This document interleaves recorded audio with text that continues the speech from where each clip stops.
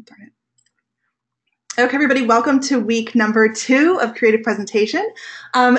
We've had kind of a funky week, and we've had some time off for Thanksgiving. Hopefully you guys have all had a really nice couple of days just to relax and spend some time with your family and your friends and not be stressed out.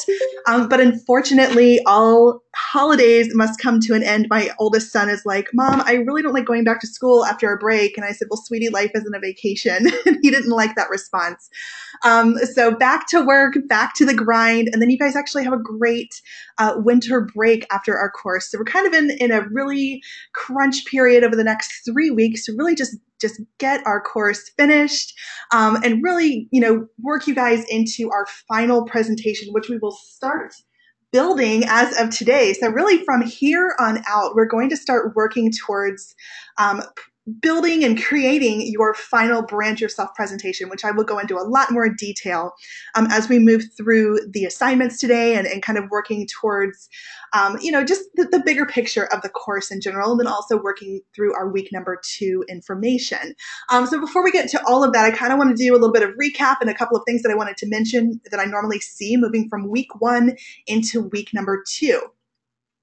First and foremost, guys, if you haven't already done so, please add your pictures to the FSO platform. It helps me greatly. I have about 70 to 75 students, plus a whole other course that I'm teaching. So it kind of just, for visual learners, it really helps me learn who you guys are and know who I'm talking to when we're chatting back and forth. It just is so helpful, and it will obviously help your other instructors as you continue moving throughout your time through your degree program. So guys, if you haven't done so, if you could please add your photo to the FSO platform, I would greatly appreciate it. If it's the first time this week that you are joining us for the live session, welcome. Thank you for taking the time out of your busy days to join us from 1 o'clock to 3 p.m., maybe a little earlier today for the live session. I know it's a tough time of day, but I've got to fit 2 lectures in today, and this was the best way to do it. So of course, if you aren't able to attend the live session, I do record each and every one of these, and I will post the recording as soon as I can, usually within a couple of hours after the conclusion of our live session, so that you guys have access to it at least, shortly afterwards, or whenever it fits into your busy schedules. I know that's one of the main conveniences of taking online courses. Michael is saying he'll be listening on the way to work for the last hour. That's great, Michael. So it's very convenient. You're able to kind of take class with you and make it work for you. So that's wonderful. But thank you guys that are here joining me live today on this Tuesday afternoon. So these are the things that I want to mention to you guys. This is not pinpointing anyone. This is just really general blanket statements that I usually put out there between weeks 1 and week 2, because this is when I like to tell my students that things start getting real. That first week, especially this one with Thanksgiving, where we extended the deadline, it really was, week 1 is kind of an easygoing week. Yes, there's definitely assignments that you need to get done, and they are assignments that require detail and time and energy. But weeks number 2, 3, and 4 is really when things start to get real. So I just wanted to kind of remind you guys of a couple of things that I generally tend to notice and are going to be important for your success here in the course. Okay, so number 1 is about technical support. I mentioned this last week. I will probably mention this until I'm 92. I am really not the person that you want to ask for technical assistance. I can try and help out as best as I can, but more than likely, I'll be referring you to the people that do know exactly what they're doing. That's FSO support. And what I usually do, if there's a technical question, I'll send you their contact information. But if you are having issues logging into the FSO platform, if you're having issues with Microsoft Office and that suite that that is supplied to you as a student, if you're having issues at all with technology, your best bet is to go ahead and give them a call. They're open almost 24 hours, but they are the ones with the tools that are able to kind of log in and guide you through the process. I don't have those tools on my end. So definitely call FSO support if you are in need of technical assistance. Asking for help, and I'm seeing this a lot, and I'm really appreciative of it, is when you're needing help or if you have any questions about the assignments, ask me early in the week.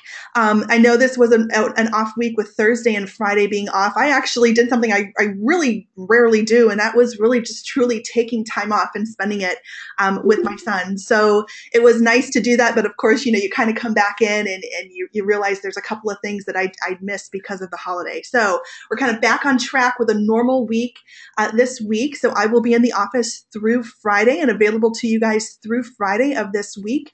More than likely, not much over the weekend. I don't have office hours over the weekend. So if you do have a question, please be sure to ask me early in the week so that we can chat about it, we can discuss it, and we can make some shifts if needed so that you can be sure that you're submitting your work on time by the Sunday night deadline.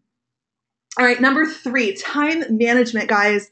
This is a big one, and I really, it's very hard to explain just with my words the reality of managing your time and how vital it's going to be for your success at Full Sail. It's a fast-paced program. You really don't get much breathing room. I'm just being very honest with you. And once you kind of get everything in on Sunday night, boom, the next week starts. And once we finish our course, boom, the next course starts. So it's really quite a fast pace that you do have to get used to. Of course, this is the first class of your degree program, and there is a little bit of wiggle room and understanding with that. But the better that you guys can really get a hold of your time management skills, the better you're going to be. Procrastination really tends to catch up with people quite fast. And it's really a shame to see people that just get so overwhelmed and then they kind of give up towards the end. And I really want to help you as best as I can with that. But sometimes, you have to learn that in order to do something that you really, really want, you have to start making changes, and you have to start saying no to some things that you really don't want to say no to.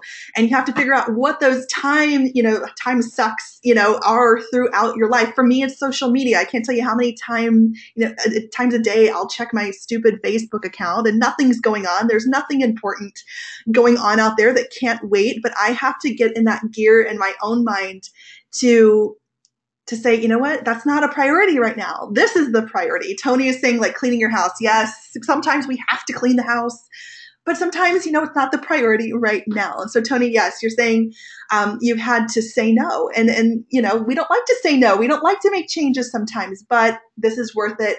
And it does take a lot of time and energy on your part and discipline as well. So start really thinking about some shifts if you are one of those students that really thinks that they're a procrastinator and you want to make some changes with that. It will definitely benefit you in the long run.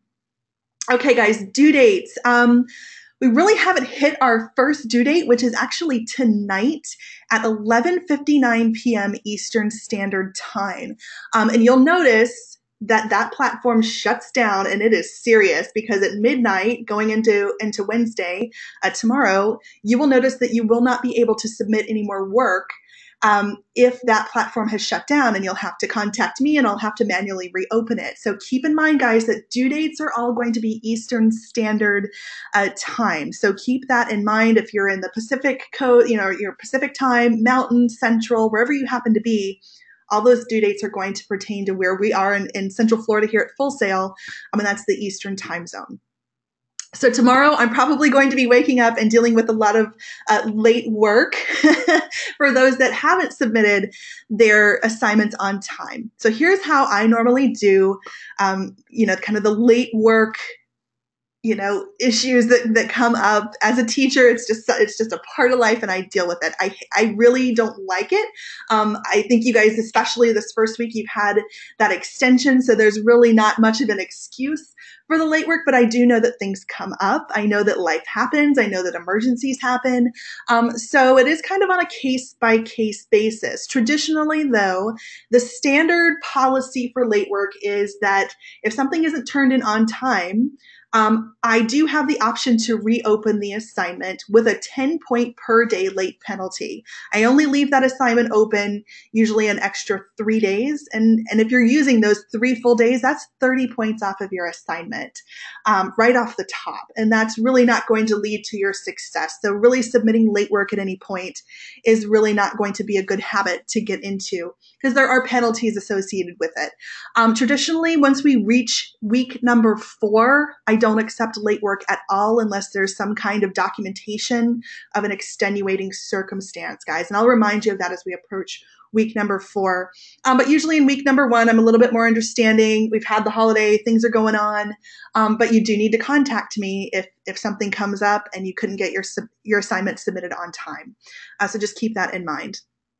Number 6, if you're using a Word document as you guys are uploading, if you haven't already done so, for the 1.4 assignment, if you're using a Word document, or if you're creating a web-based program, say you're using Adobe Spark, you're using YouTube, you're using Prezi, something that you've created online, you can't very well go and upload that entire website. So you'll need to copy that link for your presentation or for your assignment into a Word document, and then upload that Word document for a successful submission to the platform, okay? If you've created something using Word or PowerPoint or Keynote, a file that you can actually upload, you can just drag and drop that into the FSO platform. And then lastly here is the file naming conventions. This is just a really good habit to get into because you're going to be creating tons and tons of submissions and files over your time at Full Sail. So it's a great practice to get really organized about your work. So this is the traditional file naming convention. It's going to be your last name underscore first name underscore the assignment name. And right here is an example of that, Heaney underscore Kristen underscore 1.4. So if you're wanting to get in a good habit of organization and file management for all of the things that you're creating, that's the way to do it, guys. So I want to kind of stop here and see if you guys have any questions for me or anything that I can address. I'm seeing a question from Tony. Does that mean we can only upload projects created in a Microsoft Office application? No. So Tony, for the FSO platform, it's going to be, you can either upload a file or sometimes you have to put a comment in order to satisfy or get a green check mark that you've completed that assignment.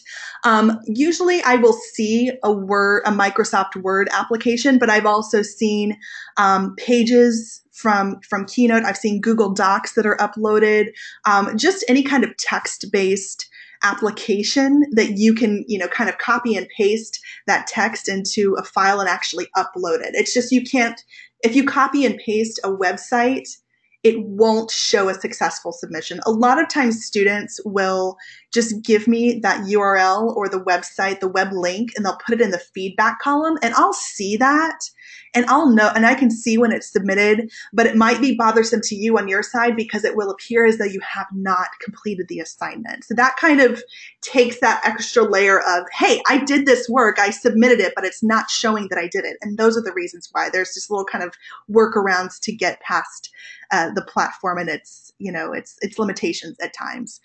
So hopefully that answers your question, Tony. Great. So any other questions about week number 1 or anything about the assignments that I can explain before we start moving into the week 2 material? Anything at all? And I'll pause here for a moment. I can also open the microphones if anybody would like to speak or ask questions verbally. Any questions, guys?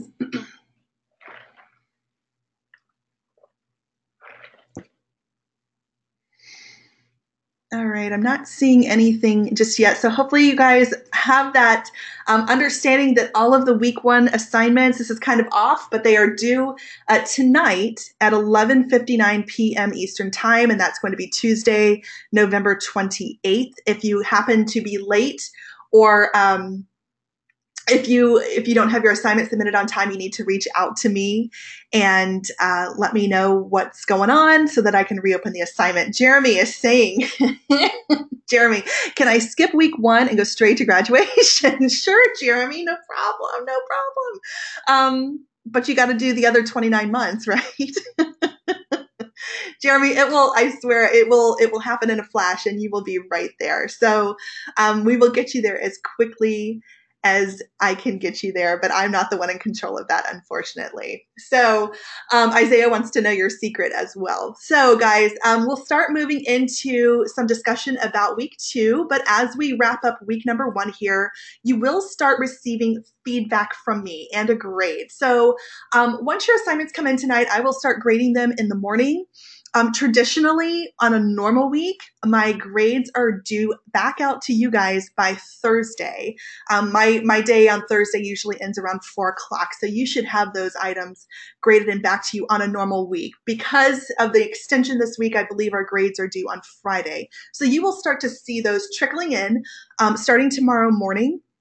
And I will provide you guys with each and every assignment a grade and usually quite a bit of detailed feedback of what you've done well and what I think you could improve upon. You'll also receive from most assignments a grading rubric. Okay, so start looking in the platform for your grades. Start really reviewing my feedback. I do take a lot of time and energy to read through your assignments and make sure I'm pushing you along on the right track to make sure that you're doing excellent work and what you can improve upon. But even if you've received 100 on your assignment, be sure that you're taking the time to read that feedback as well. All right, so that's week number 1. Hopefully we'll get that behind us and we will start just moving forward with all of the week number 2 material.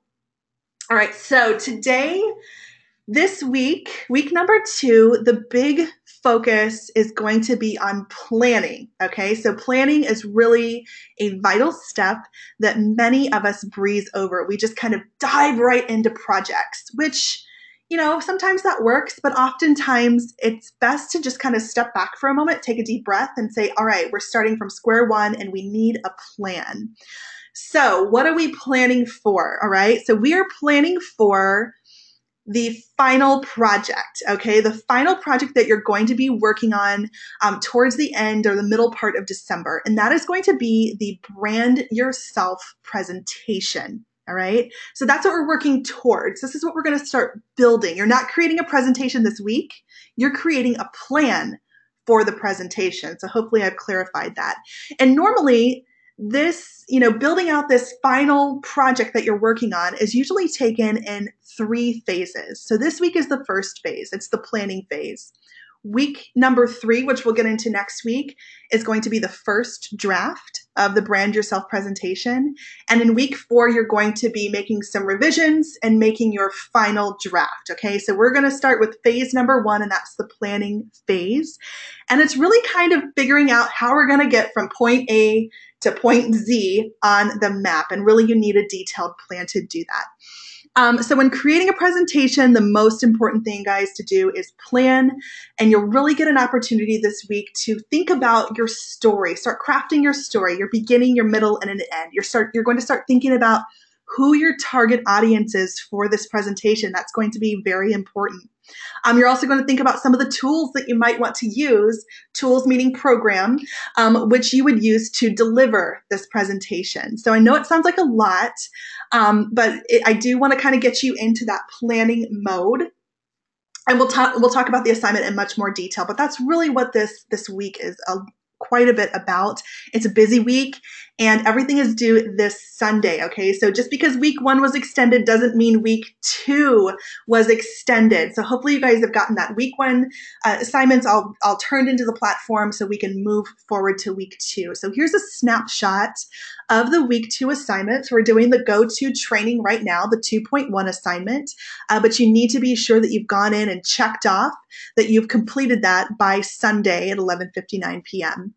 The 2.2 activity we'll get to. The 2.3 is quite a bit of, a little bit of pushing you out of your box, I think, this week. And I did extend that due date. It's normally, the first post is normally due on Wednesday. I've extended that to Thursday for you guys. But the discussion board will close down on Sunday. And then finally, your 2.4 planning a presentation assignment is also due this Sunday. Okay, so that's kind of your snapshot of your due dates this week. And I will go into all of these assignments in detail. So again, we're doing the go-to session live right now. If you're watching the recording, just be sure you go back into the platform and you just check that you've done it. Marquise, you're saying, so the 2.3 isn't due Wednesday. Yes. So Marquise, this is one of those wiggle room areas that I can kind of play with. And I wanted to give you guys a bit of breathing room because the emotional storytelling initial post does take a little bit more time because it's an actual recording of your voice. So I've extended the initial post to be due on Thursday by midnight, okay? But that discussion board will be open until Sunday, December 3rd, and it will close at 11:59 p.m. that night. Okay, so yes, the Thursday is going to be a little bit of an extension on the initial post for the 2.3. All right, so the 2.2, this is all of your reading that you need to tackle this week. So we're really going to get into slideology for this for the reading this week, and that's all about the aesthetics of slide design, making the visual aspect of your presentation. Jeremy, I see your question. I'll get back to you when I start talking about the 2.3 in 1 minute. So for this week, you need to read chapters 12, 1, 2, 5, and 9 from the Slideology textbook. And then you'll also need to read chapter 9 from Resonate. Okay, so last week we just asked you to check that you've completed the reading assignment. But this week I want you to take it a step further. And in order to receive credit for the reading, once you've finished, I want you to just put in that completion box right there, write a post. Discuss one new piece of information that you've learned from one of the chapters that I just talked about. Also, be sure to explain how you will use this information moving forward in your presentations, okay? So you just need to go a little bit further after you've done the reading and share a bit of information with us about really what kind of struck a chord with you and how you plan to use it for your presentations, okay? So that's the 2.2 assignment. That is due by Sunday, 11:59 p.m. Eastern Time. Okay, the 2.3 emotional storytelling discussion. Jeremy just asked in the chat box, do you need a mic to record? The answer to that is yes. So there are a couple of options and I'll go over that with you. But the 2.3 emotional storytelling discussion is really all about using your voice as a tool for connecting with your audience, all right? So what I would like you to do is watch this TED Talk from a man named Julian Treasure, and he's talking about using your voice and how to speak so that people want to listen to you. And he brings up two wonderful items in this TED Talk that I want to see you incorporate in your own emotional storytelling discussion. So he talks about something called the HAIL method. HAIL stands for honesty, authenticity, integrity, and love. And he says that these are the items that you should incorporate into your voice, into your story. And this is what will resonate and connect with an audience. You need to be very honest when you speak, have a lot of integrity, speak with love and authenticity. Instead of that high level fake, I think we hear it all the time, that fake voice. You want to speak with those items in the HAIL method. He also talks about some items in what's called your vocal toolbox, okay? Your voice is a hugely powerful tool, and you have a lot of range with that. It does take practice, guys. Anything that you're going to improve upon takes practice. So if it doesn't come to you immediately, keep at it. Don't give up on it. Keep working on those items in your vocal toolbox. So for the emotional storytelling discussion, it is going to be an initial post, and you need to make 2 reply posts, and those are all going to be due before the discussion board closes on Sunday night at 11:59 p.m. This is 5% of your total grade, okay? So let's see. I want to share with you the instructions. This is also items about the vocal toolbox that I just talked about. Those are items such as your vocal tone, your pitch, your speaking rate, prosody, all of those great things that he mentions in there that offer some range and some variety in your voice to really exude passion, enthusiasm, excitement, and really kind of convey the emotion that you are trying to communicate using your voice. Do we need to use the RISE model? Let me go over the instructions with you on this one, because there's 2 prompts that will be required in the reply post, but I do love that you're wanting to use the RISE model here. All right, so let me go over the instructions with you guys. This is a lot of information, so I'm going to kind of cut this slide in half and go over what it is that you need to do for both steps of the 2.3 assignment. So let's go to this first side here, and this is going to be the instructions for the initial post. Again, this is going to be due on Thursday before midnight. If you could please have it into the discussion board prior to then. If it is not in the discussion board by Thursday at midnight, there will be a 5-point deduction if the first initial post is late. So I wanted to kind of put that out there first.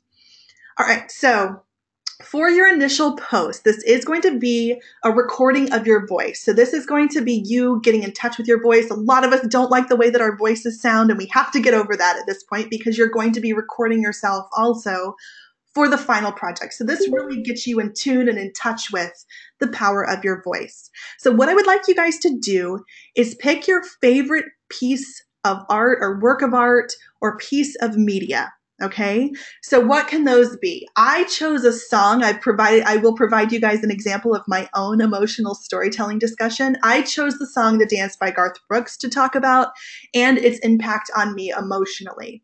You don't have to choose a song. You can choose a movie, a game, a painting, a poem, a book.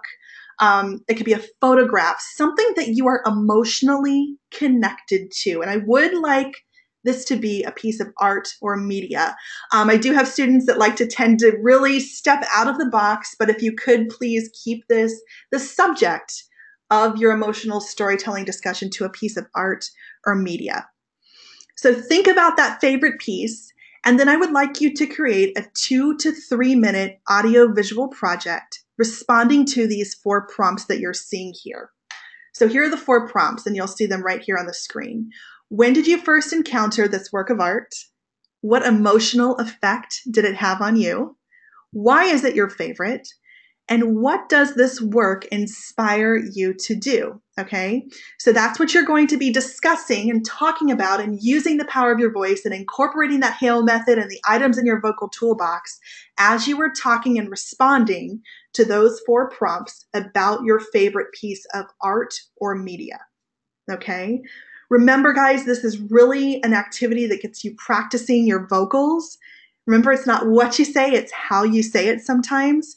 So keep those elements of the vocal toolbox in mind. The register, the timbre, the prosody, the pacing, silence is another one, the pitch, and the volume, as well as the Hale method. So you definitely need to watch the Julian Treasure TED Talk first to get a little bit better of an idea of those items, and then come back and think about your favorite piece of art or media and answer these 4 prompts. And that will kind of take care of the initial post.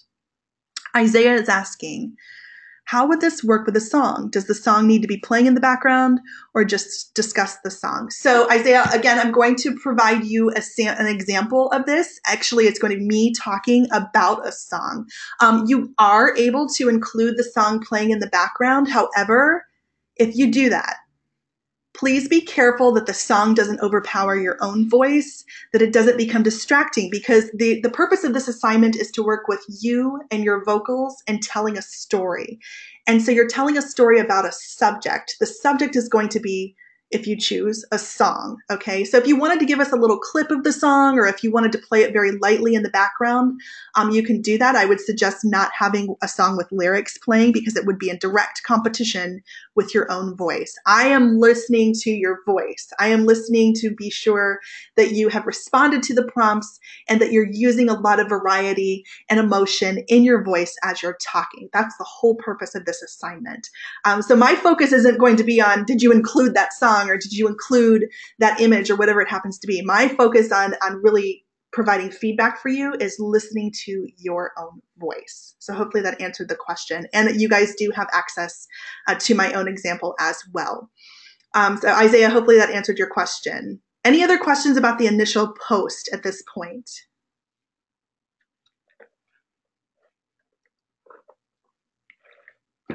Any questions?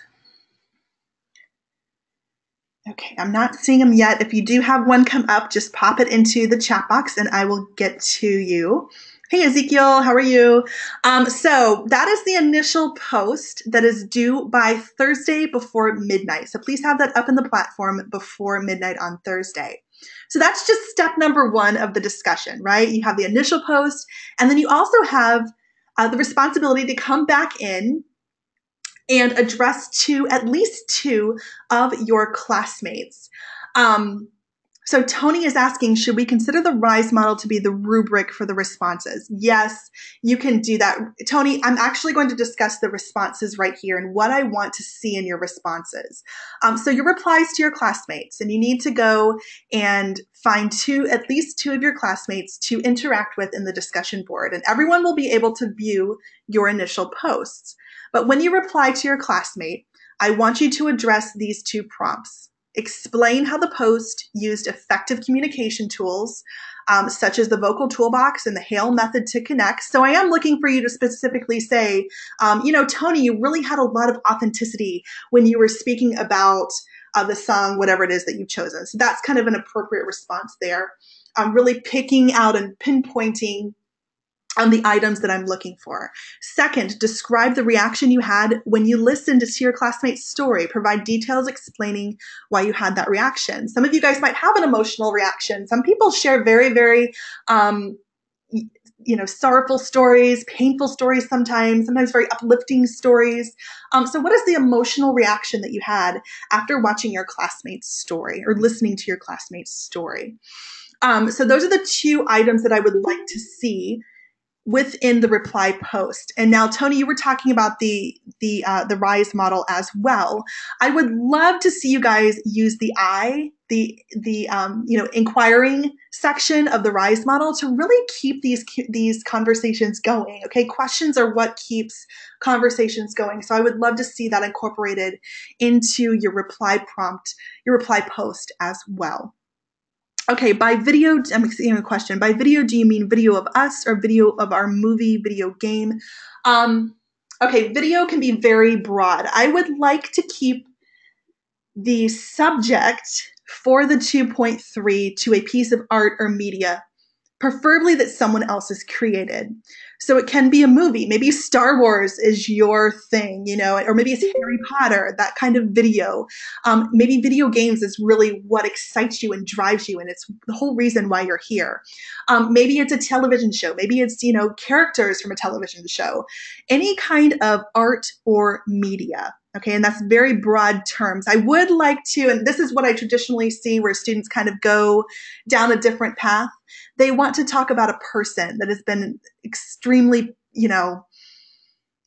inspirational in their lives. And I think that's a wonderful thing, but I would rather this is really more focused on a piece of art or media for this particular assignment. So does that answer your question?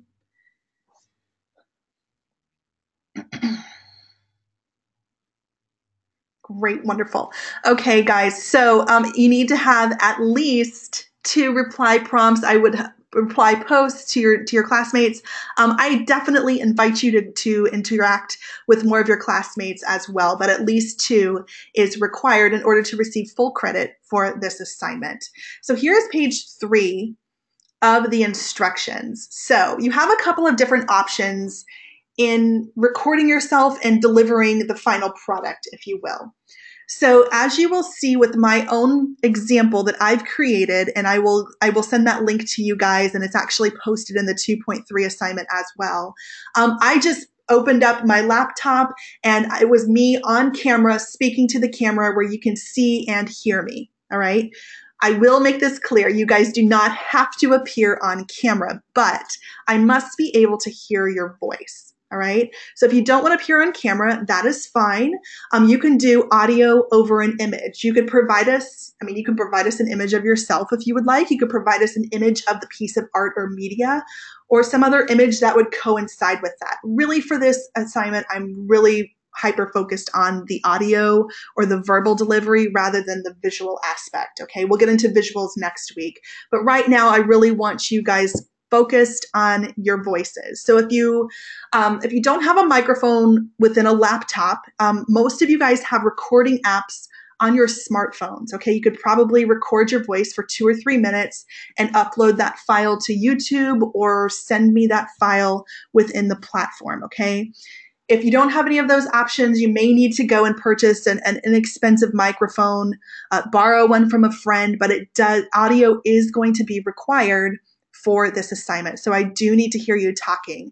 I don't want you sending me a script a written script of what you're saying, because a lot of this has to do with the vocal techniques that you're using, okay?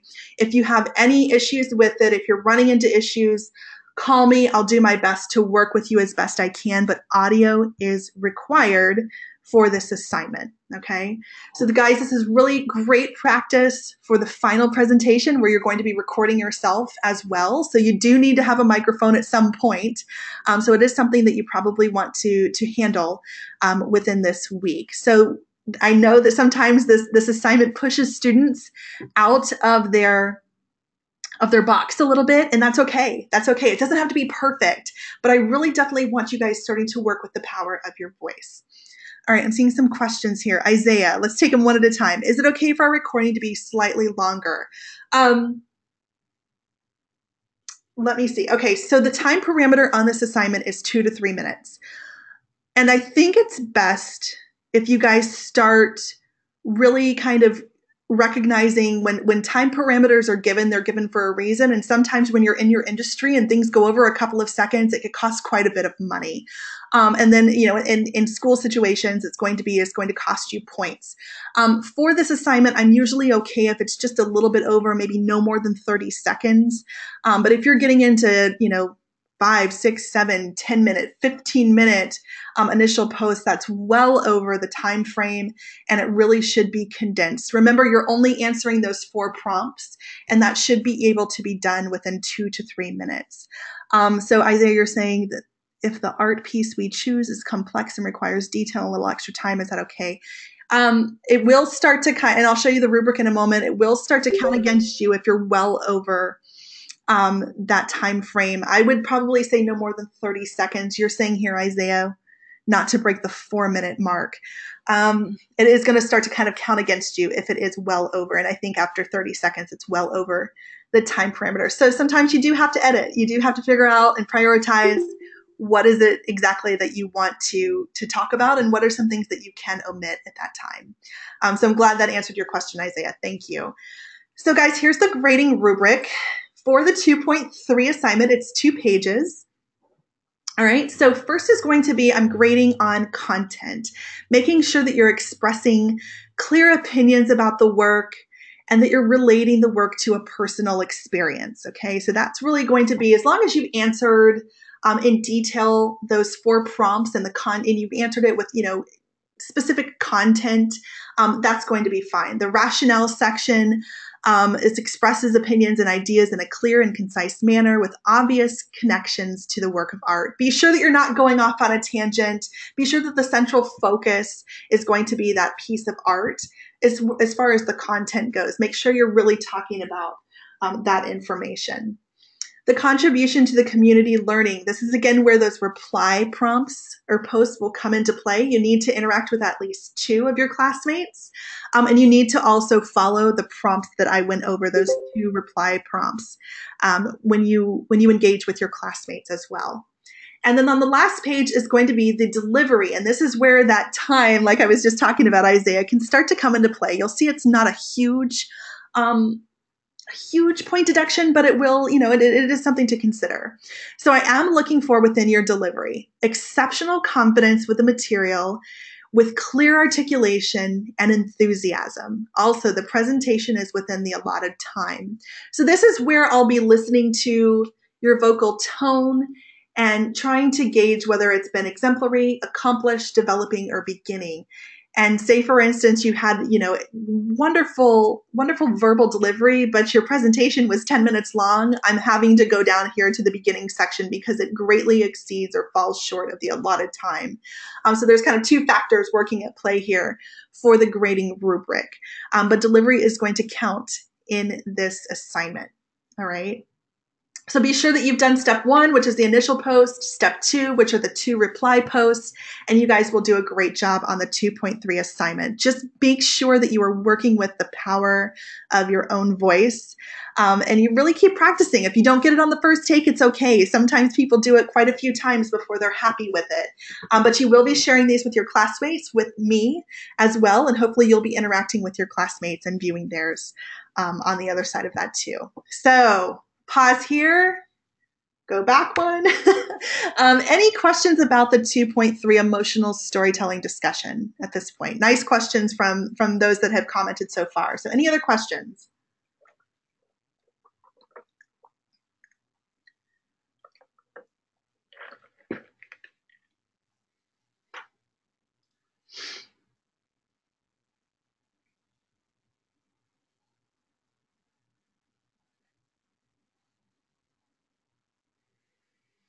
Okay, I'm not seeing any coming through the chat box right now.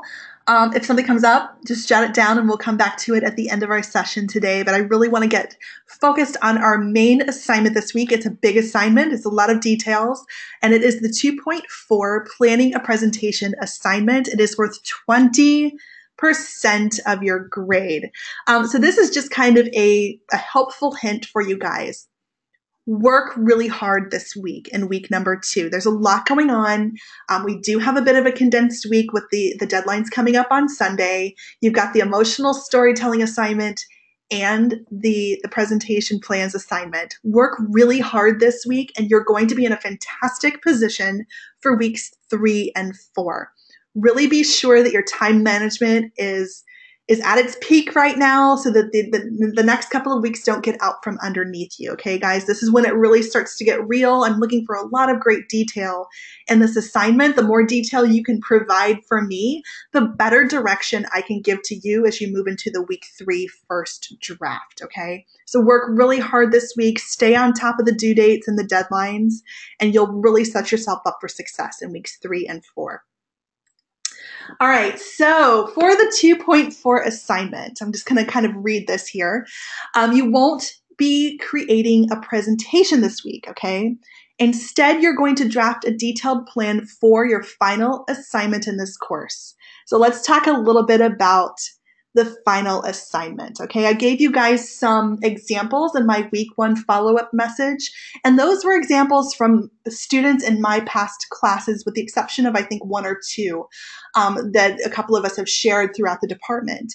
But what you're going to be doing as we're building and we're working towards the end of the month, your final brand yourself presentation, which is your final project for the class, is to pitch your future self to a prospective employer or client in your chosen industry after graduation. Okay, so this is going to be a pitch. Okay, you're going to be pitching yourself, your future self, as if you've graduated from Full Sail, which is kind of hard to imagine, I know, because you're at the very beginning. But this planning assignment really takes you through the steps on how to visualize what that might look like in the future. Of course, I'm not going to show up at graduation and say, well, you know, in that first class that you guys took, this is what you said you would be doing. Absolutely not. But it is a very forward thinking assignment. It gets you kind of thinking about, all right, what is it that I'm doing here? What is the goal? What's next? And I think it really, for a lot of students at the end of the course, they really appreciate where this assignment has taken them because they haven't thought about it. They're just kind of moving right along and churning through here. And they haven't really stopped to think about the bigger picture. Marquise, okay, you're saying, is there a right or wrong way on what you expect from us to plan out our presentation? So Marquise, probably the next 30 minutes is all about the explanation of what I expect. From this assignment, I'm going to show you ways to do some research, and I'm going to show you an example presentation plans assignment as well. So there's a lot of detail today. I'm going to stop for questions quite a bit. This is a very detailed, in-depth assignment, so I want to go through it pretty clearly, step by step. So Marquise, if you have any more questions or specific ones about the expectations at the end, we can definitely discuss that as well.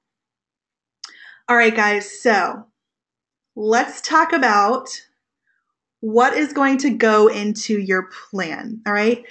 Now, the planning phase, the planning assignment, doesn't really have a required format or look or feel, okay? You can do this really in any way that speaks to you. So like in the Resonate textbook, Duarte talks about the use of a spark line, okay? So you might want to try to follow this plan. Maybe you're more into kind of like the mind mapping process, and that'll kind of allow you to move and organize elements into different categories. Maybe you're more of a linear thinker and you just want to just put everything out on your plans in a very linear format using a Microsoft Word or similar document like that, okay? So I want you to choose the process that works best for you. And I'll give you a couple of options on how that can be presented. I'll show you a couple of options and share those with you from students in my past courses that have done an exceptional job and that have agreed to let me share their work with you as a guide, all right? Any way you decide to create this assignment, it must include details. So here's kind of the general rule of thumb that I like to use. If you were to hand someone else your presentation plans, and that person who really doesn't have much knowledge of what is going on, would they be able to read through your plans and have a pretty good general idea of where it is that you're going? Or would they be lost? Okay, kind of as if you're giving someone directions, all right? So if you were to if I was to stop you and say, hey, can you give me directions to such and such a store? Could you very clearly explain how to get me from point A to point Z, or would I be completely lost? And that is going to come through the details, right? You need to be precise and you need to be specific. So the more specific you can be, the better feedback I can give you. If it's very generalized information in the presentation plan, it's going to be very generalized feedback because I need to have details. All right, so here's the instructions, which look like an overwhelming mess on the screen right now. So I don't want to overwhelm you, but this is the instruction PDF, but I'm going to break it down in each section so we can go over this piece by piece. But this is exactly what is included or expected to be included in your presentation planning assignment. So let's break it down. All right, guys, so first and foremost, when it comes to planning for your final presentation, I want you to start with getting to know your audience, right? We talked about our audience as the hero last week, okay? This is a major, major concept of this course. And I want to see you, of course, bring your audience into the presentation plans because they will become the hero of your presentation. So this part is essential. And you need to focus the entire presentation on meeting the needs of your particular audience. So as I mentioned earlier, you're going to be pitching your future self to either a potential employer or a client, okay? So if you're looking to work for a company, you need to pinpoint that company and research that company, and just a quick Google search. Most of these companies, I would assume, have websites. So you need to do some research to figure out who they are, what makes them tick, what is the culture like in that company. And I'll show you how to do a little bit of research about them in a moment, using an example of a company here in Orlando. If you guys don't want to be employed by a company, you want to be an entrepreneur, you want to own your own business, or maybe do contract work with a company, you still need to pinpoint who your client is, okay? You don't just want to say, oh, my client is every company in the world that I could ever work for. That's way too broad and general. You want to narrow it down as if you were pitching yourself and your brand and your company to a client, okay? So either way, if you want to find employment, or if you want to be an entrepreneur, you need to identify your target audience. You must identify and be very specific about your target audience. So I am expecting to see detail about your audience within the presentation plans, okay? All right, so next is going to be, what is your big idea? All right, so really this is expressing why it is that you're doing this presentation. And you must be able to clearly define your true message or your big idea. This is your purpose. So get these items nailed down before moving forward with the planning process. Okay, again, think of yourselves as the GPS. You must have your destination in mind, and your purpose and your specific goal is going to be your destination. Meeting those goals and those purposes are going to be the destination, all right? So figure out, why is it that you're doing this, okay? It's because you want to brand yourself to your dream company and pitch yourself and perhaps work there and move up through the different ranks at your dream company and create the items that you want to create, okay? So what is your true message and your big idea? And that needs to be communicated within your plans. Next is, what will your star moment be? So we'll talk a little bit about star moments on the next slide here. But it's really important to plan the moment to get your audience to remember something about your presentation. And that's what star moments stand for. Something they'll always remember. All right. And there are 5 different types of star moments. And I expect you within your plans to tell me which of the 5 that you plan to use. I would encourage you to use a couple of star moments, but you must identify at least one of these star moments and just give me a general idea of how you plan to incorporate this into your presentation. So here's the 5 different types. So the first is going to be a memorable dramatization. Think of this as maybe you've ever seen Steve Jobs demonstrating the iPhone or the iPad, okay? This could be a small prop or a demonstration of some sort. Maybe you want to incorporate that into your presentation. You can also use something called repeatable sound bites. In the TED Talk that we watched, that I asked you guys to watch for Simon Sinek, he uses a few repeatable sound bites. These are easy little snippets for your audience to remember. Think of slogans with different companies. Those are repeatable sound bites, easy to remember and easy to collate with you. You can also use evocative visuals, all right? A lot of you guys are going to be using visuals because visuals are going to be required for your final presentation. So you might have a couple visuals in mind that would really connect with your audience. Most of you, I think, will be using emotive storytelling, and I'll tell you why in a moment. It's going to be part of the presentation flow or the script that you're creating. So you really want to attach some emotion to the story. It makes it very memorable. And a lot of you guys might be tapping into that with your 2.3 emotional storytelling discussion this week as well. And then last but not least, the 5th star moment is shocking statistics. There are great ways to use statistics, but you don't want to overuse them because after you've gone over a couple of different scenarios with numbers, they lose their emphasis. So maybe 1 or just 2 shocking statistics to get the attention of your audience, okay? So I, again, invite you to use a variety of star moments, but you must identify at least 1 for the presentation plans.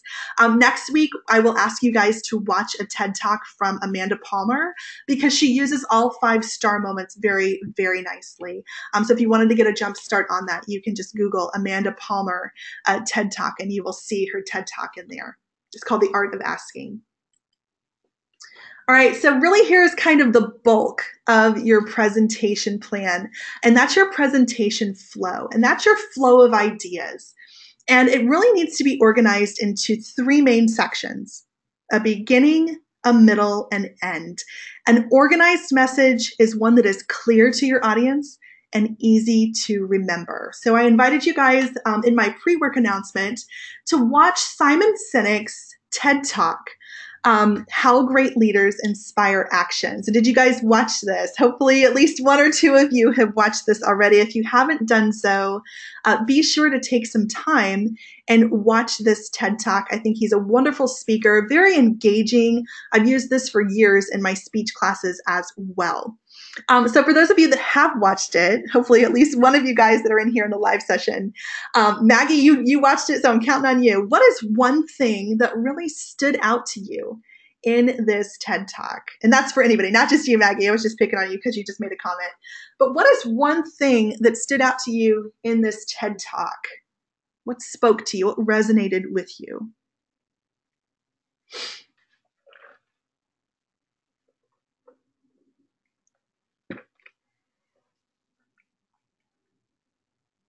Simon Sinek talked about the why. He talked about why you should know exactly why it is that you're inspired to do what it is that you're doing, why you're on the path that you're on, why you get out of bed every single morning. But one of the things that resonated with me, and Maggie, you just said it was that repeatable soundbite.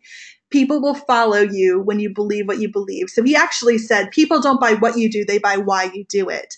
And he says this repeatedly throughout his TED Talk. That's a great example of a star moment, repeatable sound bites, and saying it at the most opportune times within his talk, okay? So he talks about examples of why people buy products, all sorts of different products from a company like Apple when there's a multitude of other computer companies out there. Why the Wright brothers were successful when there were other people that were going to venture into the world of flying, and why Dr. Martin Luther King was successful with the civil rights movement and how he made that happen, okay? These are all examples of knowing your why. And so that's going to become a part of your own presentation flow. Your presentation flow will eventually become the script for the first and final draft of your presentation. So in his TED Talk, and we will kind of follow this idea and bring it into your own presentation flow, Simon Sinek talks about the golden circle, okay? So companies that really kind of follow this idea of the golden circle tend to be successful in what it is that they do.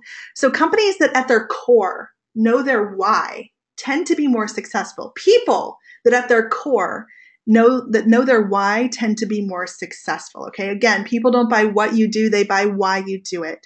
And this will kind of help you guys to hook your audience and get them wanting to know more about you. Talk about your own personal why. Why is it that you are on this path? Why are you connected and inspired by this particular audience? Why is it that you get out of bed each morning to do the work that you're doing right now? After you talk about your why, you're going to talk about your how you're going to accomplish what it is that you're setting out to accomplish. And this is where some research about your degree program, your knowledge, your skills, your professional persona, your brand will come into play. We'll talk about branding later on today. And then finally, your what. What is what you want to talk about last? What is it that you will provide? What do you want the audience to do next? What is your call to action? Okay. So think about that as your general, your kind of guiding organizational flow, if you will. Think of this assignment as a preview or an invitation to invite further discussion, okay? The why is what will get them intrigued. The how is how you plan to do it. And the what is what you were looking for your company or your client to do as a result, okay? So keep this idea of the golden circle in mind. We just talked about these 3 areas, why you're inspired to pursue the career you're going after. So that's where you want to connect in the beginning with your audience. How is your qualifications, your knowledge, your experiences, how you're uniquely qualified for this position? And lastly, what? What is it that you want to accomplish in your field? Okay, so that's kind of the golden circle. The why is at the core. How is it the next section? And then what is at the outermost section? If you've seen the TED Talk, he talks about this in really kind of in relational terms as a bullseye, if you will. So definitely, if you haven't watched it, be sure that you've done so by the end of the week, so you have a better understanding of what's really expected as you tie this into your own assignment.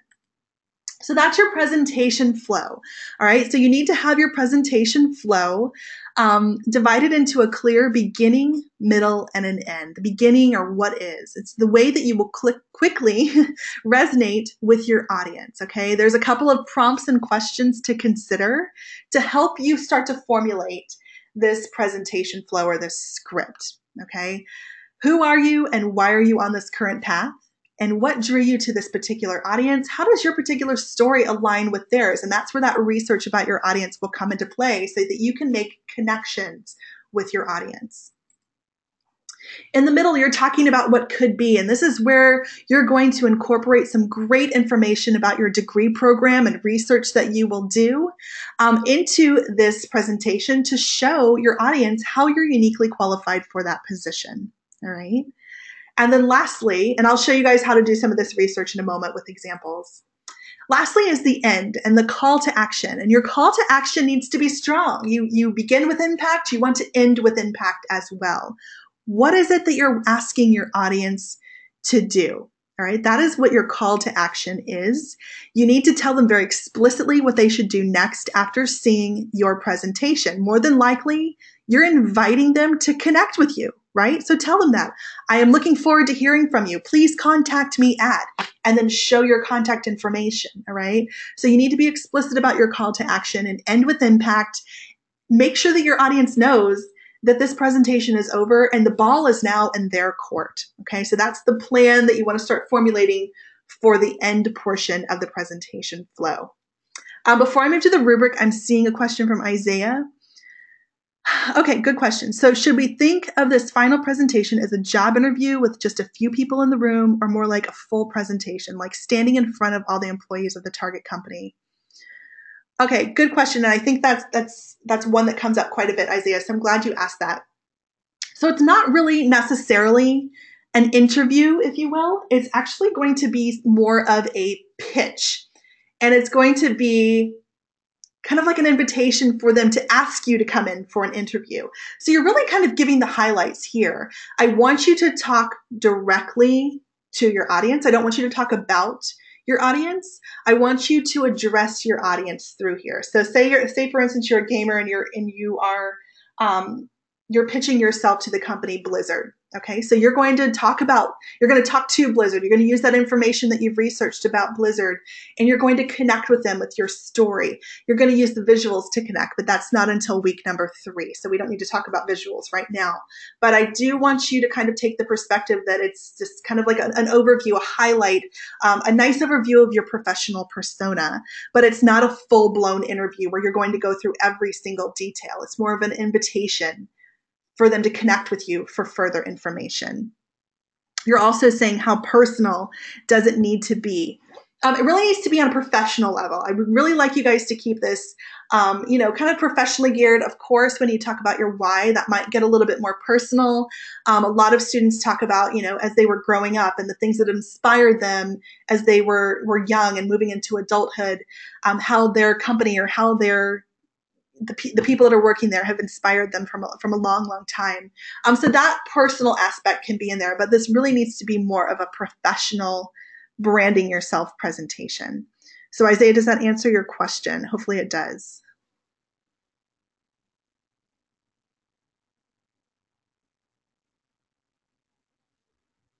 Great. All right. Thank you. So I'm going to go move into the grading rubric here. If you guys have questions, just shoot them at me and I'll stop when I get a chance and address them for you. All right, so the planning a presentation rubric is again 2 pages. And here's what I'm grading. I always focus on the exemplary column because that's what I know everyone's striving for. Okay, so for the content, have you met all of the requirements of the assignment? So I just went through multiple slides telling you what's required. So be sure you go back to that instruction page, which is listed in the platform, and that you have checked off every box of what it is that you need to cover for this assignment. That is how you will have met all of the requirements of this assignment, that you've addressed the content thoroughly. Critical thinking. Okay, I want detail. I want specifics because the more detail and depth that you can provide me, the better feedback that I can give to you as you move into the first draft. So I don't want a lot of generic high-level information. I want it to be in depth. I want you to kind of dig a little bit deeper and give me some details on how you can use that to best connect with your audience. Relevance. I really would like to see you guys bring in some of the course material, the lecture material, the TED Talk material, the books, the videos, all of that. Bring some of that material into our discussion or into your presentation plans this week. So be sure that you're tying that into your planning assignment. And then lastly is the mechanics. It's going to be the college level writing standards that we talked about last week. No lowercase i's all by themselves, all lonely and sad. Making sure that you are using proper grammar and spelling and punctuation and capitalization. Okay, so the majority of this is going to be a writing assignment, so you need to be sure that that is all on par. And we do, of course, have the Full Sail Writing Center if you are in need of that. Okay, so that is going to be the planning a presentation assignment. Again, it's 20% of your grade due this Sunday, December 3rd at 11:59 p.m. So questions, comments, complaints that I can address right now for you guys before I continue moving on.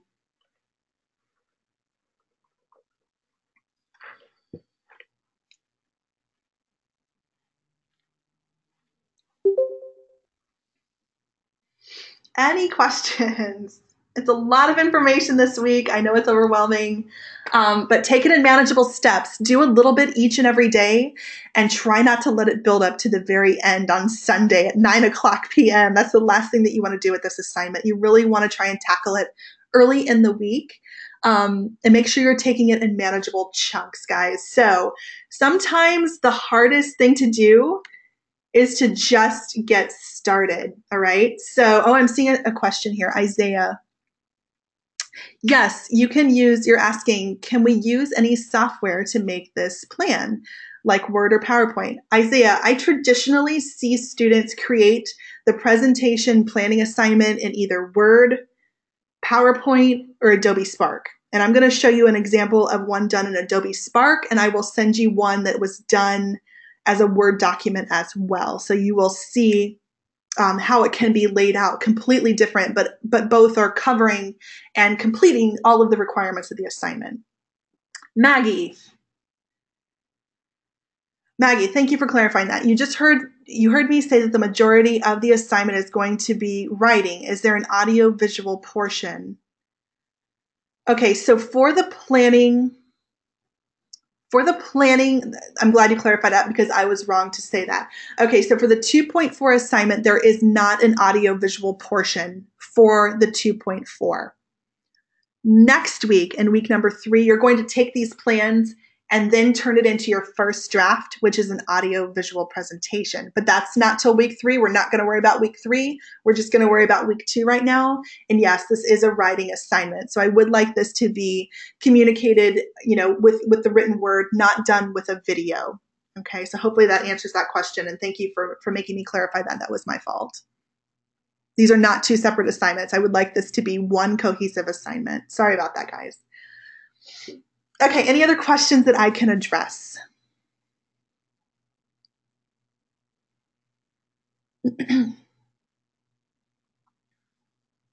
Okay, I'm not seeing anything at the moment, but guys, shoot me questions for sure. So, as I was saying, sometimes the hardest part is getting started. So I wanted to give you just some guidelines and some places to start with this assignment. And one of those places might be with brainstorming. So some of you guys might have a really clear idea of where it is that you want to go. As I've been talking, maybe your brains have just been swirling and you really see that path in front of you. For some of you, you might need some guidance, which is perfectly fine. So my thought about the planning process is that you get all of your ideas out on either a screen or on paper. Just get them out of your head, right? Get them placed somewhere else where you can see them and you can think about it later. But at this point, it's kind of like this, for lack of a better term, this verbal vomit that's going to come out of you. All of these great ideas that you want to get from your head down onto a piece of paper or a screen so you can kind of see where they go. So there's a couple of brainstorming guidelines that I wanted to go over with you guys.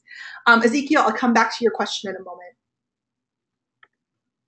All right, so here's a couple of rules for brainstorming, all right? So this is kind of just get you thinking about the assignment as a whole and then the steps that you need to take. So first with brainstorming, try to be sure that you're postponing and withholding judgment of your ideas. This is the time to get all of the ideas out, even if they seem crazy, if they seem like they're in left field, if they're under rule number 2, wild or exaggerated ideas. Get them out. Just get them out of your head and see where they lead you. I really like the sticky note idea from chapter 2 of the Slidology text, really kind of visualizing and putting these ideas stuck up with Post-it notes all over your wall and just kind of move them around and see what that path takes you, okay? Everybody has their own method of brainstorming. Maybe it's talking about it with a friend or family member or one of your classmates.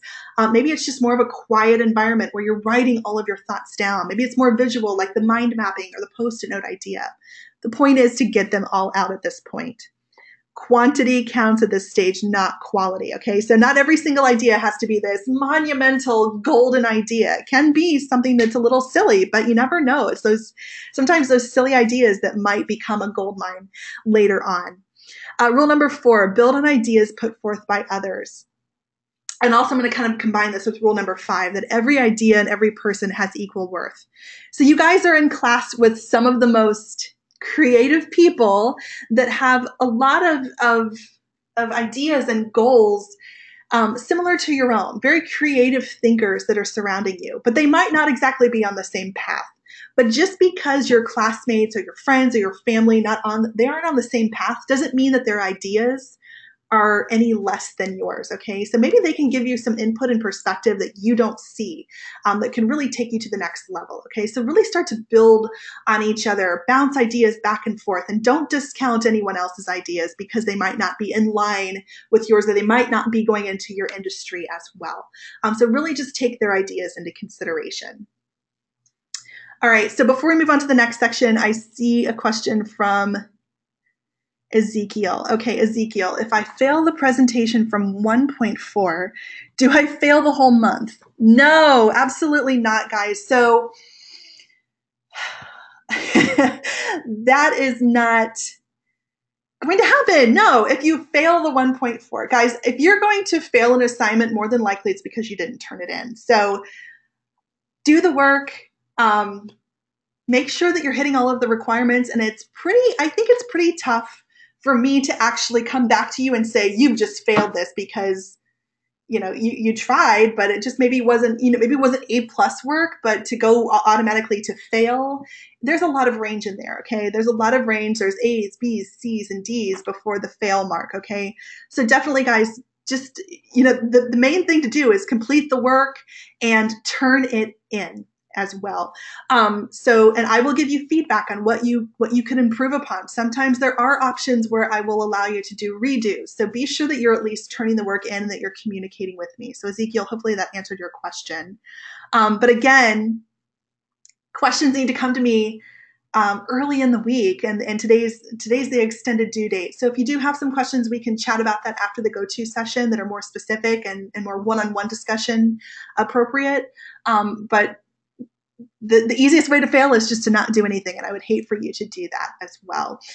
Tony, I think you're asking what's the best place to discuss ideas with classmates. I will leave a little bit of time today to kind of let you guys interact together and network together here in the go-to session. But as Jeremy said, that the community discussion board that's always open is a great place to do that. And you can exchange your information, text information, social media, and you guys can kind of hook up outside of the course and connect and talk with each other. But that community discussion board that's available to you all month is really the best place to do that. Okay. All right, guys. So I'm going to move on to researching your future. Okay. And this is going to be the stuff that you really want to think about. This is the, kind of the vital portions of the planning phases. And you really want to be sure that you are finding out information and researching your target audience. All right. This is all about finding out information about your audience. I'm going to give you some screenshots on how to do that with a company. So remember, you do not address a love letter with the words "to whom it may concern," right? You are addressing this presentation to a very specific audience, all right? So you need to get to know that audience. And this is what you need to consider, all right? Think about these questions as you're doing some research into learning about your hero or your audience. What company is it that you want to work for? Okay, get that big idea. What company is it? What position do you want? What are the qualifications of this position? What is the culture of this company like? Just to kind of give you guys an example, I've been at Full Sail now for a year. And the culture of Full Sail, as you can probably imagine, is vastly different than many of the other colleges that I've worked at. It's a completely different environment. So you really want to be sure that you've done some research into the culture of the company. Is it something that you could really think that you could fit into or, and really thrive with? Who are the executives of the company? How do you fit into this position or this company? What have you learned here at Full Sail, and what have you accomplished here at Full Sail? All right, so there's a company called EA. They have a campus here in Orlando, and I've used them as my guinea pig here to show you how you can do some research on a company. This will apply to some of you, but of course not all of you. But you can take these methods that I've used and apply this to your own audience. This is for example purposes on how to do some research on the company and the job that you wish to have when you graduate. Okay, so I'm kind of taking the example of, for gamers here at this point. So again, EA is here in Orlando, and I just went to their website and did some searching. So these screenshots are quite a bit old, so it might not look like this at this point. But it's a really great site because they have an entire students section here, which was wonderful. So you can see this drop-down menu here on the right side. And as you drop down, they also have an area for university grads. So this is something that if you go out and you start doing research on your own company, start looking for sections like this where they could provide quite a bit of wonderful research information to bring into your own presentation. All right, so they also have why work here as well. I mean, wonderful information just from a search on their website. Okay, so use this to your advantage. All right, so I clicked on the University Grads tab right there, and it's talking about why start your career at EA. And here at the bottom, they had three kind of general areas: a technical area, a creative area, and a business area. Okay, so there's all sorts of different directions you can go in for game design. Okay, so just check on one of them. I checked on the design aspect, and right here it gave me a lot of great information about the qualifications for one of their designers. Okay, so they need to have a BA in game design, which for a lot of you are gamers, you're going for that Bachelor of Arts here at Full Sail. A focus in game development, and here are some very great specifics that you can use. They want a range of 2D and 3D graphics and animation packages, 3D Studio Max or Maya. So these are all things that they are looking for in a potential hire. So what you guys will be doing is taking all of that great information and tying it into some degree research, which is what I'm going to show you next. So let me get out of the keynote for a moment and show you the Full Sail website. All right, so what you should be seeing right now is the Full Sail website, fullsail.edu. And so you've done a little bit of research on your audience. Now you're going to do some research on your degree program, kind of coming back to that how section. How is it that you're qualified? Well, let's figure out how you're qualified, right? So I talked about, EA for gamers. I'm going to switch gears here and go into talking about designers, graphic design. So let's go into the art and design program. And we're going to view all of the programs. We're going to go to, I think it was Graphic Design Bachelor's. This is just an example. You guys can do this for any of the degree programs as you saw them all listed. So at the bottom of this screen, you can go to this link, view a full listing of each course in the graphic design degree program. Okay, so here is, and this is kind of what I'm expecting you guys to include in your presentation plan, in the presentation flow section, the middle, or the how. So here you'll see a breakdown of every course that you'll be taking. We're right here at month number 1 in creative presentation. You've got a ways to go, but start kind of looking at different courses and things that you'd want to research a little bit more. Say you want to learn a little bit more about color theory. Okay, so click on here. That gives you a really good overview of what you plan to learn in that course. All right, so it says right here, in this course, students will learn how color can impact original design concepts across multiple media types. All right, so that's a great, very solid, specific items that you will be learning in that particular course and tying that back to your audience. You might also want to look at, scroll down a little bit, also graphic web design. Okay, students will gain an understanding of HTML and web standards as they learn how to create, edit, manage, and design a professional website within a web authoring tool and complementary software applications. Okay, so if you're pitching yourself to be a designer, maybe you're the entrepreneur and you want to tell them exactly what it is that you're able to do. You're able to create these websites and edit it and manage it because you've taken this course at Full Sail with your degree program. So Tony, yes, you've got it right. You're using these as selling points, very specific items that you can tell your audience that you are qualified to do because of your degree program. Okay, so again, you want to get to learn your audience, get to know your audience, get to find out what it is that they're looking for, and then go and do some research into your degree program to show them that at the end of your journey here and your education, you'll be qualified to do this because that's what your degree program taught you how to do. And that I'm just, again, showing you guys examples of how to do this. This is going to apply to, you guys are all going in very different directions, so I can't do this for everyone, but it gives you the process of how to do that, of how to do the research on the audience and how to do the research on the degree program. And those are kind of the specifics that I'm looking for in the presentation planning assignment. All right. I also want to show you, while I'm out of the keynote, an example of the 2.4 assignment. All right, this was created in Adobe Spark by one of my wonderful students from several months ago. Her name is Megan Briss.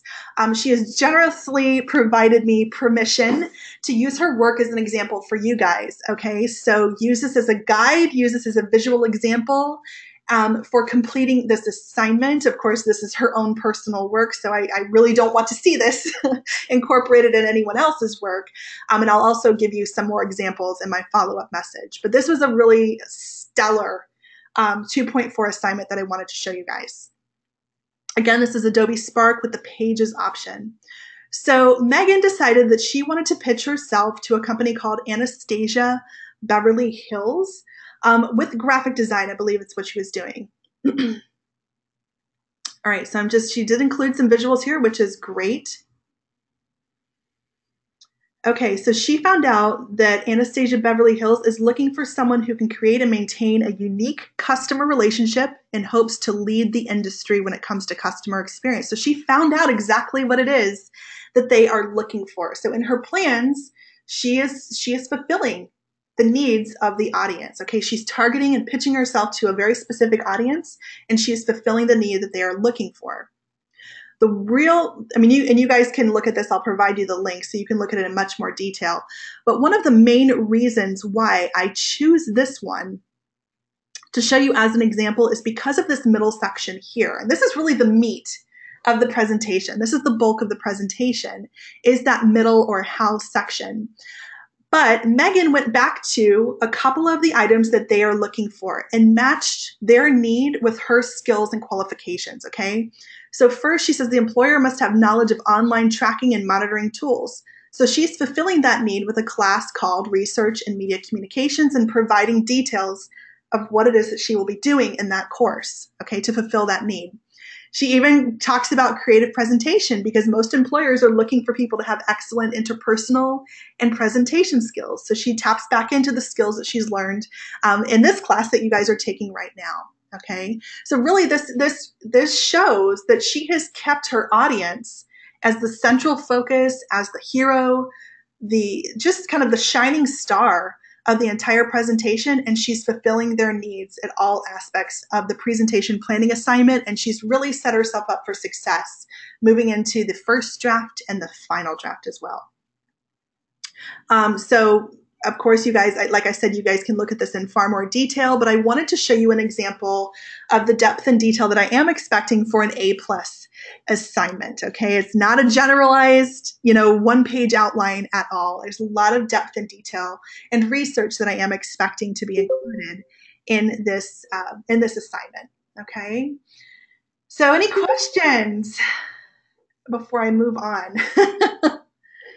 Any questions? I know you guys are a little bit overwhelmed at the moment. This is a lot of information this week. Tony, okay, regarding Adobe Spark Pages, I noticed that some of the slide features seem to be reliant upon swipe scrolling. I am scrolling right now with my mouse. It's not a problem whatsoever. I'm perfectly happy to scroll up or use my mouse or swipe up. That is not a problem. But it's easy. It's very easy to access this information. Yeah, Tony, maybe we could chat one-on-one at a different time. I'm not sure exactly what you're seeing on your side. So any other questions, guys?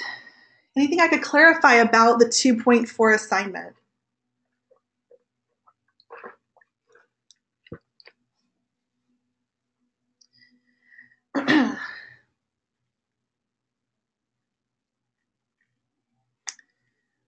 Nothing? It's a lot to take in, but you guys seriously take it in manageable chunks and you will be doing just fine. But I do want to make sure that you're on top of things as we move throughout the remainder of the week. Nelson, hey, okay, so last week you could not find the examples for the 1.4.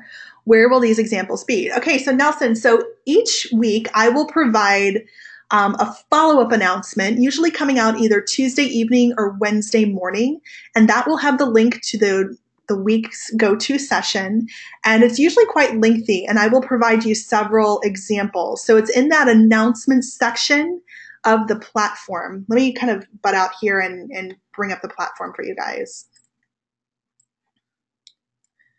Okay, so I know this kind of looks a little bit different. This is my version of what the platform looks like. There's a lot of classes here, so let me just go into one of my CRP classes.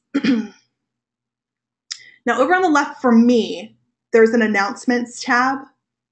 That's where you want to go. And this is where all of the different announcements will be located.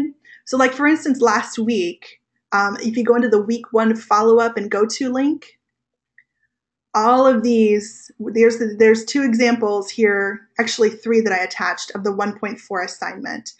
So there's a couple here to see, and there was one attached to the message as well with the go-to session, and then some examples of the final presentation. So that's where you will see that. And so after today, once I've created that announcement, it will go there. So Tony, you're saying it would be in content for you. Yeah, and that's kind of hard because I don't see your version of what the platform looks like. I have my version, but it is created under announcements from me. It's usually it'll be called the week 2 follow-up and go-to link.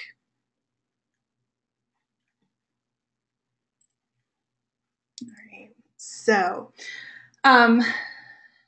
I'm sorry, Nelson. Yeah, definitely. And reach out to me, guys, if you're having trouble finding it, and I can just kind of copy and paste the content and send it directly to you in an email. But that's the easiest and most efficient way for me to communicate to all of you at one time is through the announcements section. So any other questions that I can address for you guys? And I will provide that example as well as another example of the 2.4 assignment. And Nelson Isaiah put a comment in here as well.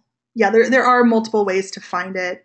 It's just kind of hard because I don't have your perspective of it on my end, so it's kind of hard to walk you through it if I can't show it to you. Excuse me. Okay, so guys, just to kind of recap on everything that you need to think about for the 2.4 assignment. It's going to set you up for success when you start making this, you're turning it from a writing assignment into an actual audio visual presentation in weeks 3 and 4. Target your audience. Tell me who your audience is and present directly to them. Focus your message to talk directly to your audience from the beginning to the end. What is your presentation flow? Think about that clear beginning, middle, and end. The why, the how, and the what. What tools do you need? So really start thinking about what presentation tool is it that you want to use. If you are just a PowerPoint pro, go with it. But if you want to learn something new, maybe you can start delving into some other presentation software programs. I traditionally see again, PowerPoint for the presentation planning assignment. Word is used a lot. You can use Adobe Spark, Prezi, all of those. But start thinking also further down the line and what tools do you want to use to create the audiovisual presentation as well. So think about that for the future. It's a planning assignment. What is your true message? What is it that makes you unique? Why should they hire you or, kind of connect with you as a client relationship? What do you want your audience to do as a result of your presentation? All right, so what is your message? Also, try to anticipate any obstacles and really be a problem solver. I mean, obstacles can come in line with technology issues. Okay, maybe you have some limitations with technology. I know you guys are all dealing with very different, capabilities where it comes to technology, especially in month number 1, and that's tough sometimes. But how are you going to get over that obstacle? How are you going to handle that? Maybe the obstacle is time management. Maybe there's a lot going on in your life right now. So really kind of anticipate some obstacles coming up, not only this week, but in the following weeks, and how you plan to be a problem solver with it. And then, of course, you want to reflect on the process. Constant reflection is needed, okay? What changes should you be making as you move forward? All right, constantly reflect on the process. So again, the plan should include a good amount of detail. I would say if you want a page count, a lot of you guys want a page count sometimes. If you're making a Word document, probably about at least 2 to 3 pages of information if you're using a Word document, okay? So really look at the examples that I've given you. Those are A+ examples. They made hundreds on their presentation planning assignments. So those are great guides for you to use as you move forward. All right, so I'm going to talk about creating your own personal brand, just kind of very, very top level, surface level information about branding. This is very, it can get very detailed, of course, but just wanted to talk to you a little bit about branding a little bit today. So before I move on to that discussion, any questions at all about the 2.4? Anything I can clarify? It is due this Sunday, at 11:59 p.m. within the platform, Eastern Time.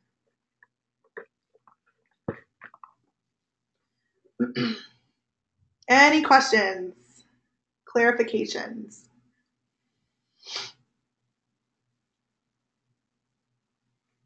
All right, I'm not seeing them, and we'll, of course, have time after our session if you guys want to chat a little bit more. So let's talk about branding, all right? So creating your brand. So honestly, guys, today we're just going to hit the surface of the personal brand, but it is it's a very tough thing to nail down and define. So how would you define your own personal brand? How do you even venture down that road? And I think what comes to mind is really this question. Okay. So say for instance, Isaiah, you're the last one to comment here in the chat box. I'm going to pick on you. Isaiah, if your best friend was in class with us today and I asked him or her, who is Isaiah? What would your best friend say about you?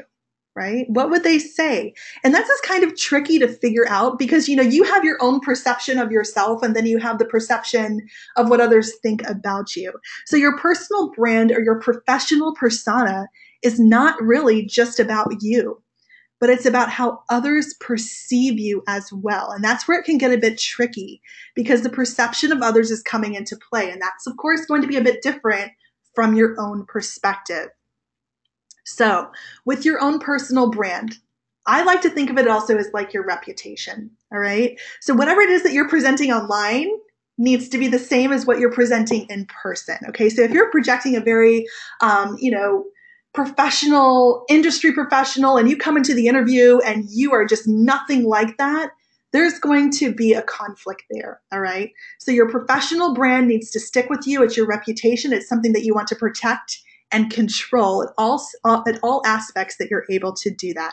I'm actually going to share with you guys my own professional website, which ties back to my own branding as an educator. Okay. And so I'll send you that link in my follow-up message. But if I really, say for instance, for me as an educator, as your instructor, I sent you this link to my website and it's, this professional website, but I came in and I was just highly unprofessional and, just did not know what I was talking about, didn't have the qualifications to be an instructor, there would be a problem, right?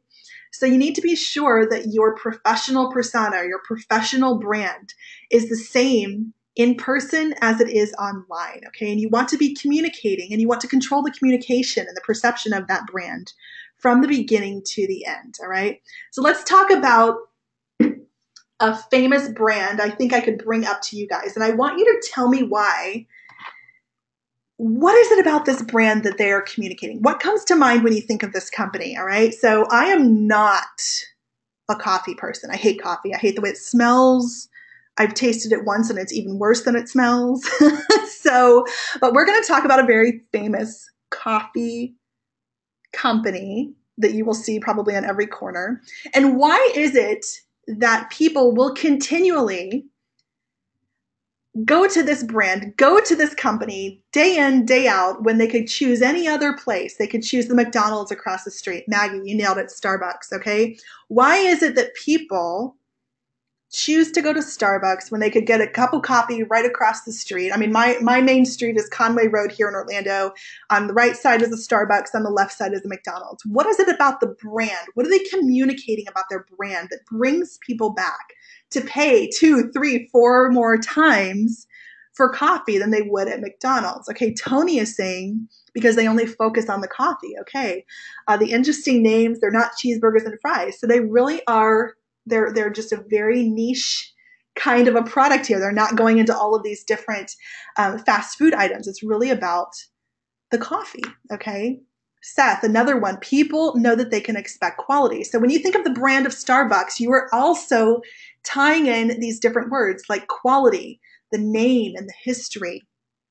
Okay, so what else happens when you walk in? That would figure most of you know what Starbucks is. And think about what comes to mind. Jeremy is saying the color scheme and the status. Status is another one that it entails. They found a way to be a household name. So what comes of the environment? What is the mood that is projected? What is the emotion that is projected when Starbucks comes into play as opposed to going and sitting and having coffee at McDonald's? Okay, Maggie, okay.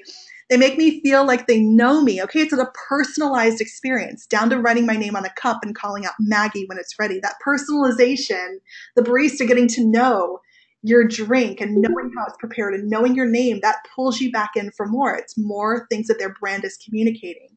Nelson, nice one. The mood is very relaxed. My best friend Amy will go sit in a Starbucks for hours on end and just, she's an accountant. She'll work, work, work. Nobody cares. Nobody cares, but she will sit there all day long. It's a very comfortable, inviting environment. Marquise, free Wi-Fi. Absolutely. Jeremy likes brainstorming at Starbucks. Okay. So definitely there's a perception. There's a mood. There's a lot that comes into play when you think of the Starbucks brand, right? Okay. So you can kind of tie that into your own brand when, when jobs come up and they want to think of Marquise. Okay. Marquise is the person we have to go to, right? Because that's a professional. That's someone that is going to bring it every single time there is an assignment that needs to be done. All right. So think of what it is that you want to continually project out into the world, out into your audience with your own personal brand. And Starbucks, there's millions of companies out there, but that is one I think that a lot of us can relate to, even though I hate coffee. I have been in Starbucks and I'll sit with Amy in Starbucks and we'll work side by side sometimes and chat and do all of that. I'll drink the hot chocolate, but not the coffee. I'm a Diet Coke addict. So anyway, I thought that was one that you guys could easily relate to. But there's a lot of companies out there that really project and promote a brand that is very important to them. And they protect that brand very, very much. Okay, it means a ton of them. Kristen is not an American. Jeremy, I'm such an American girl. I was born in Orlando, I promise you. But I hate coffee. All right, guys, so let's talk, not an American. All right, guys, so let's talk about the process of creating your own personal brand. Okay, you're going to just tap into this just a little bit. As I said, guys, companies invest millions of dollars into creating and promoting and communicating their own brand. And it can get very, very deep in the process, but we're just going to kind of take it at the surface level here. But there is a bit of a process. So first and foremost, step one is about discovery. All right, discovering who you are. What do you want to do in life? All right. What are your strengths? What are your passions? And what are your goals? Okay. So step one is to do some discovery about yourself. Step number two is to create. All right. The work that you're producing, the items that you're showing to the world should be representative of the message and the perception that you would like of yourself. They should match. Okay. Your work should be a wonderful and prideful representation of who you are as a professional. All right.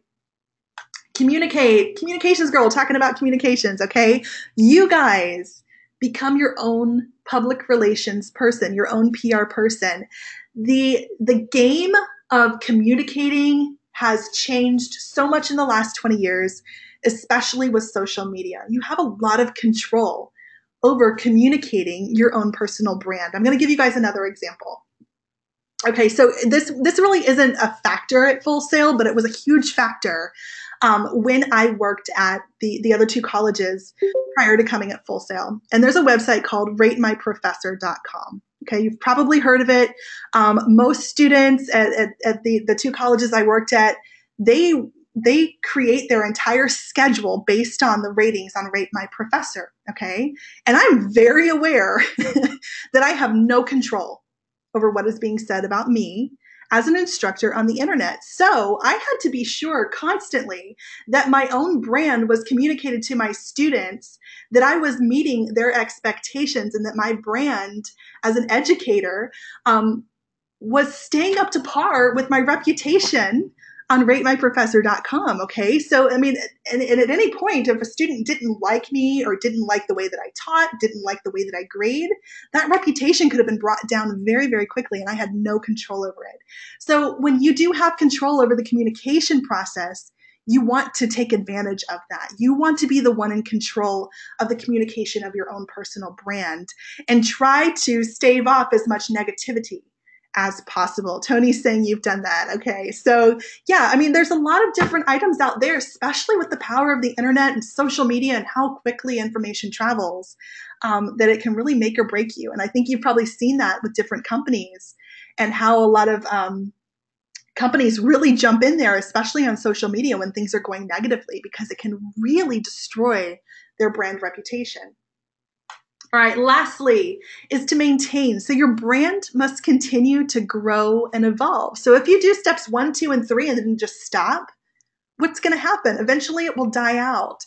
You must do that day-to-day work and effort in order to maintain your brand, okay? Continue creating, continue communicating, put in that daily effort to make sure that your brand continues out to the public, all right? So that's just some steps there into creating your own personal brand.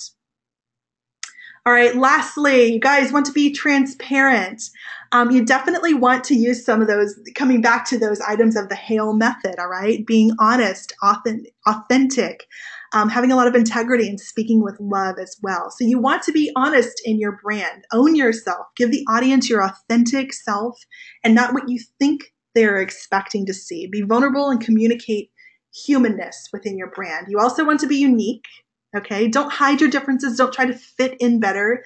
Be okay with being the only person in the room with your point of view. I'm seeing the comments in the chat box. Thank you, Tony. Sweet. Lastly, don't compromise. Guys, speak confidently about what you really believe in and don't back down, okay? So those are some of the items that you want to include when you're creating and maintaining your own personal brand. So you have the power to use your personal brand to show who you are on the inside, on the outside, okay? Own it. Own who you are. So really start thinking about these items as you're starting to get at that very, very first level of creating your own personal brand. All right, guys. So kind of to recap the due dates of the week, that's our discussion on the branding process. This is, again, a recap of your due dates. It's a little bit of a condensed week, but we can do it, right? We can do this. So December 3rd is really the date that you need to highlight on your calendars and make sure all of your week 2 assignments are submitted by 11:59 p.m. Eastern time into the platform, okay? So guys, I'm going to wrap it up here and cut off the recording, but I will stay in here for some questions, or if we want to chat about anything, I can open up the microphones. But I'm going to go ahead and cut off the recording for week 2. Thank you.